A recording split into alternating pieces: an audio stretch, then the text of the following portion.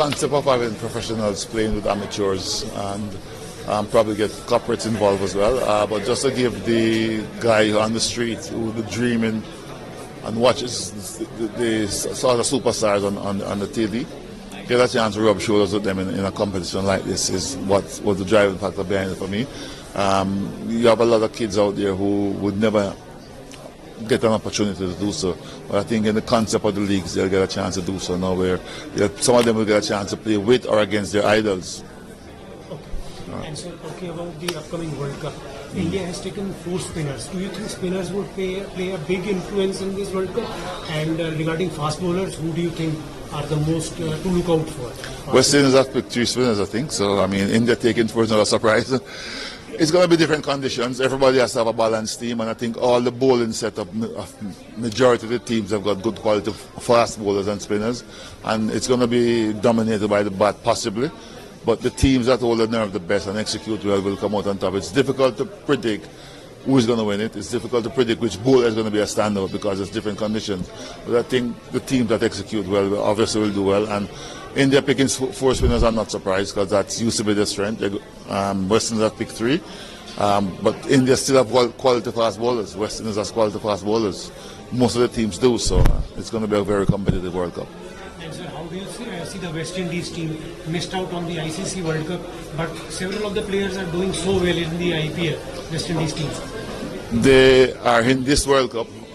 It's been played at home, so I expect them to do very, very well. I think they've selected a nice balanced team, and I'm very optimistic that once we play good quality cricket, the zone we're in is not the easiest one, but once we get out of that and get into the Super Sixes, will give us a very good chance. Some of your favorite upcoming West Indian talent? There's a lot of them on show, and there's a lot here playing in the IPL, and the West Indies team had a very good successful tour in Test cricket in Australia as well, so there's a lot of talent out there. So I wanted to ask that what you guys do, the paces, it's very unnatural to the body. So as someone who had such a long career, what advice would you give to Bumrah to prolong his career, because he's had some injuries? Stay fit, have fun, and do a lot of background work to make sure that the body can put up to the workload that is out there. I think the more you play, the more experience you'll get as to look after your body as well. And someone like Bumrah who has got injuries, I mean, it's just managing those injuries and ensuring that you get fitter, stronger, and better at what you're doing. But you can only play if you're fit enough to go out on the field to play, so you have to look after your body.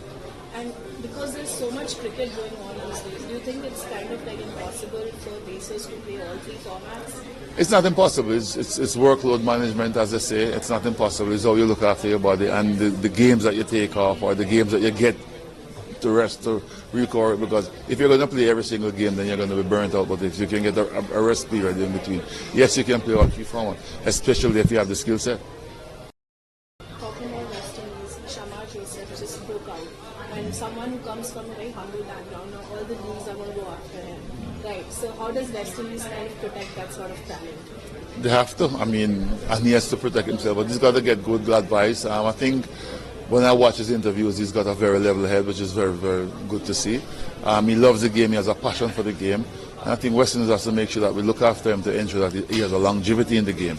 And it's early days yet, so no one knows what's happening with that. It's just very good to see. I'm so excited to see him coming out of the woodworks and doing what he has done. And I know he hasn't played a lot of game here in India in the IPL, but just to be here as well, to soak up the atmosphere, he would be learning quite a lot.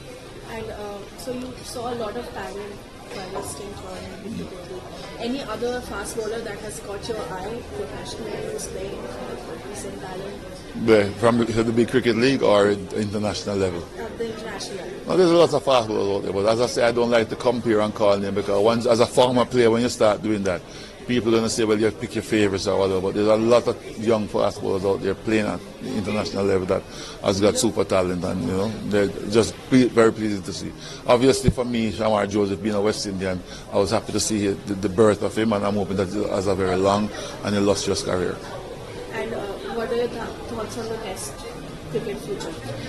A lot of people are saying Test cricket is there. I don't think so. I think it's in a very good place. I think the Test Championship will help, and I think that to me that's the ultimate test all great players who play Test cricket would love it and enjoy it because it's a test of character, test of skill, test of everything. And you could have 3 bad days in a Test match and still bounce back and win the game or win the series or do well. So for me, Test cricket is the ultimate, and I just wanted to continue to play and for people to enjoy it. I've seen some very exciting Test matches of late, and I'm very pleased about that.